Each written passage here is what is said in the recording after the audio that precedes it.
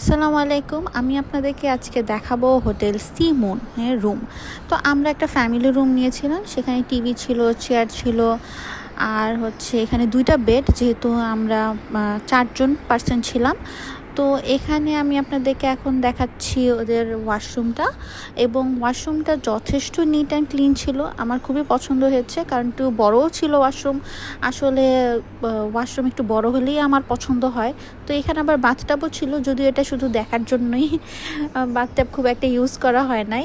তো এরপরে আমি আপনাদেরকে আরেকটা সুন্দর জিনিস দেখাই, যেটা হচ্ছে এই রুমের মেইন পিক পয়েন্টে, যেটার জন্য আসলে এই রুমের দাম বেশি রাখা, আর কিছু না, সেটা হচ্ছে এই ভিউ।